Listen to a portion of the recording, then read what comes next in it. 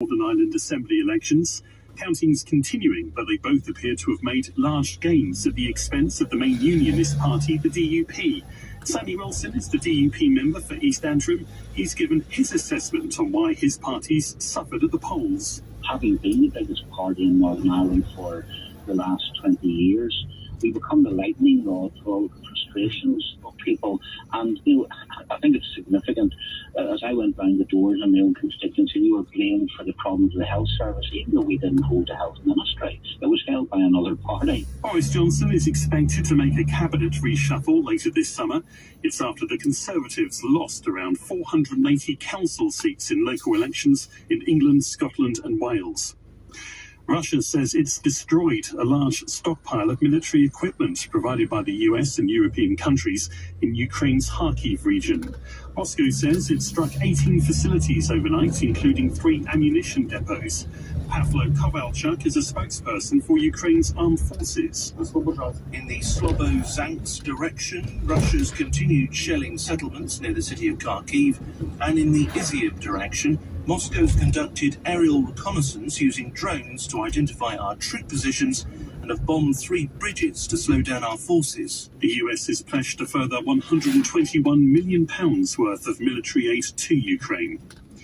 The Taliban has passed a decree forcing all women in Afghanistan to cover their faces in public. The male guardian of any woman who refuses to comply could face a prison sentence. Chelsea have confirmed a consortium led by the LA Dodgers co-owner Todd Boehly has confirmed to buy the club for £4.25 billion. It would end almost 20 years of stewardship under sanctioned Russian oligarch Roman Abramovich. There's a commitment to invest in the club, while £2.5 billion will go into a frozen account, with the proceeds going to charity. Football finance expert Kieran Maguire says that's a key part. That £2.5 billion will go into a ring-fenced account, and the government will ensure that Roman Abramovich will not be able to extract any of that. And that was the government's prime concern when they introduced the licence for Chelsea, to ensure that all of his assets were frozen and he didn't benefit from any proceeds. And Emmanuel Macron has been sworn in as French president for the second time. He's promising to lead the country with a new method after defeating far-right candidate Marine Le Pen. The weather dry and cloudy across the UK for the rest of the afternoon with a high of 19. This evening, a dry night in store with mist and fog forming in places and a low of 6 degrees. From Global's newsroom, I'm Simon Morgan. This is LBC from Global, leading Britain's conversation with Sangeeta Maiska.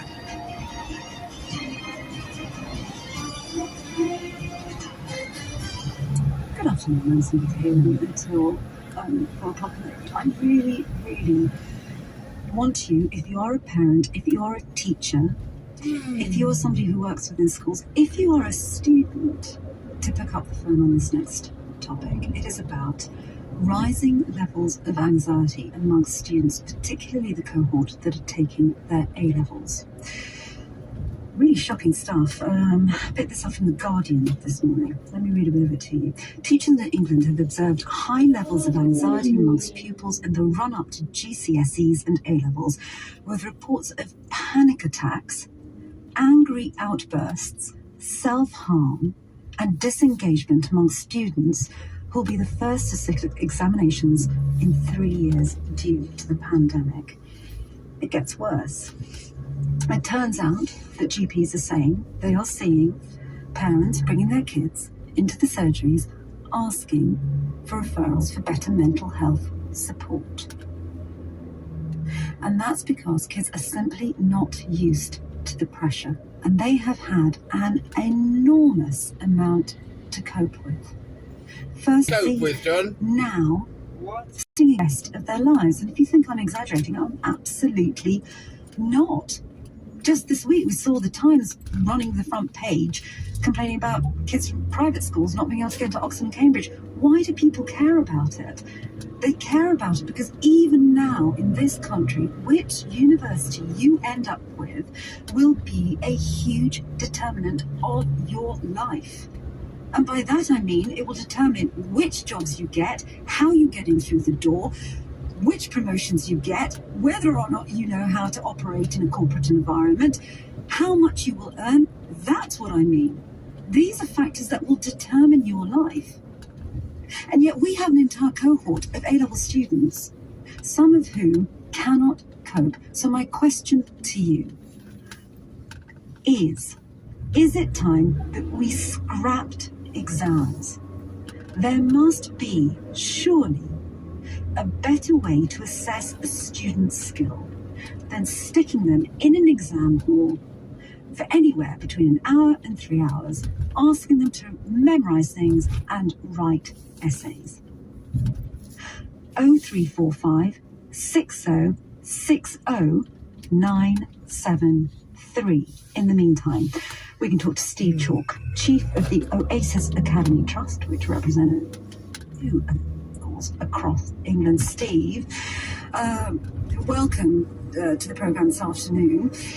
What I've just read, rising anxiety levels amongst students, is this something you recognise in your schools?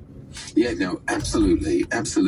And we recognise across all schools, because I'm in touch with other educationists, other leaders of other academy groups. It's the fact that what the pandemic has done, these last long 2 years have done, is amplify issues that were already there. So when you talk about a sense of hopelessness, the anxiety, I'm not good enough to do this, I'm struggling, I'm sinking, I feel I'm drowning. Of course, the exam system we have has always created that for some young people. What's happened now is that the situation that's been caused by the pandemic for huge numbers of children has amplified that same problem. The problem was already there, but we've amplified it. And the thing I'd say about it is this: if you think back to those early days of 2020, when we first locked down, remember all the talk was about reimagining, not just reopening society. Let's not just reopen. Those heady days. Yeah, let's learn from this catastrophe, from this crisis, and let's do better. But I think in large measure, as far as education's concerned, probably other aspects of our society as well, all we've done is reopen and go back to the same old. And as you said quite rightly, what we end up doing in the exam system, which I think is fundamentally unfair, and our educationalists would say this all across the board, is fundamentally unfair because it's too rigid. And what it does is focus in on your short-term memory and your ability to sit calmly in an exam room under great stress and just get it all out and get it all down. So it doesn't really measure the talents and the strengths across the board of a student. And in that way, not only is it unfair, but it's unreliable for the future, because once you're in a place of work, of course, as you all know, as we all know, you rely on your skills of communication and teamwork and problem solving and creativity, and your colleagues rely on your honesty and your integrity. And we're not measuring or coaching any of that in any way. We just do that academic bit. I hear you, Steve Chalk. I hear you, and I see you, and I totally understand it when people say what we need to teach kids is integrity, what we need to teach kids are communication skills, what we need to teach kids is how to work with others. I get it, but hang on a minute. And there's a big hang on a minute, isn't there? We are short of doctors in this country. It would be quite nice to be able to visit a GP who, off the top of their heads, can tell you which bit of your arm and leg and body needs proper assessment. We need people who have great mathematical skills. I absolutely understand that the financial sector in this country is moving towards an automated system, but actually, even now, in large parts of the city, I'm sure someone will pick up the phone, you need to have great mental acuity to understand maths and algorithms.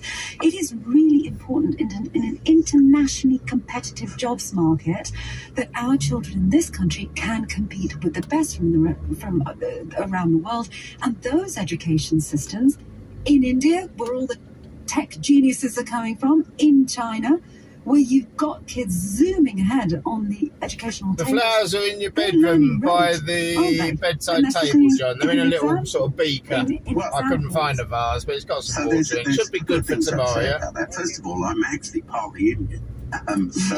And Oasis not only works here in the UK, but we work in the big Indian cities across that subcontinent. So And I've worked in India as a correspondent, and I know exactly how important it is for kids to go to school.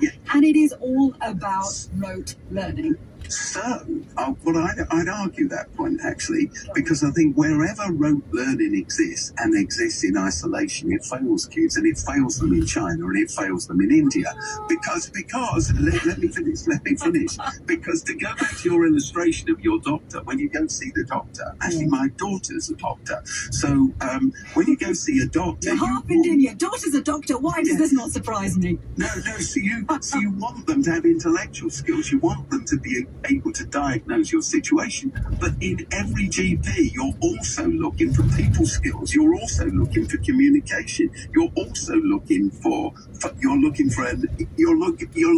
all of those bedside skills or those surgery skills that humanize what's going on. And when you don't get them, you're really upset about them and you complain about them. Yeah, but Steve, hang on a minute. The two things are not mutually exclusive. It isn't the case that you can learn key dates in history, right? That you can learn 1066, learn what it was about, and you can still have great skills at communicating. These two things are not mutually exclusive. Of course they're not. So what I was suggesting, and I think what you'll find, there's a huge body of educationists who would say this, including, by the way, Ken Baker, who set up the GCSE A-level system. So Ken Baker would argue that they are no longer fit for purpose. It's not that we should stop measuring academic skills, but as you've just said, to use a different metaphor, truth flies on two wings. You've got to balance things out. So what we need to be able to do is assess what's in